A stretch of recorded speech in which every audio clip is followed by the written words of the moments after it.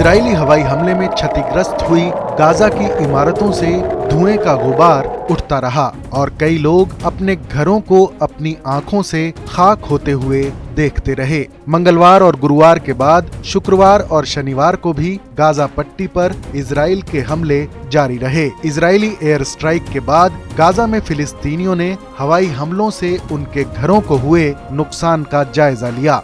दीर अल बाला इलाके में रहने वाले बिलाल बशीर का परिवार एक 3 मंजिला मकान में रहता था, जो अब खंडहर में तब्दील हो चुका है। इजराइल ने इस्लामिक जिहाद संगठन के ठिकानों को निशाना बनाने के लिए हवाई हमले शुरू किए, लेकिन इन हमलों में बशीर जैसे कई नागरिकों के घर नष्ट हो गए हैं।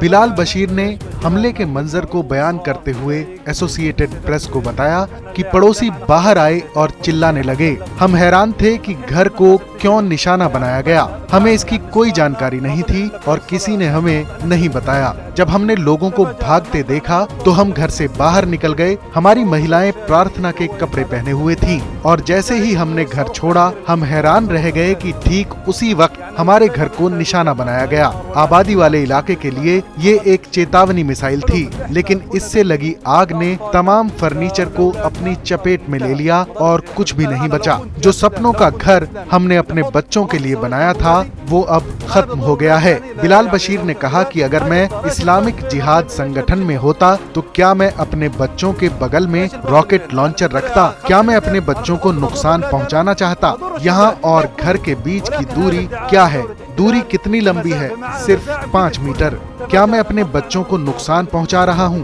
मैं अपने बच्चों को नुकसान नहीं पहुंचा रहा हूं, लेकिन ये कब्जा करने वाली ताकतों का आरोप है और ये सभी आरोप झूठे हैं।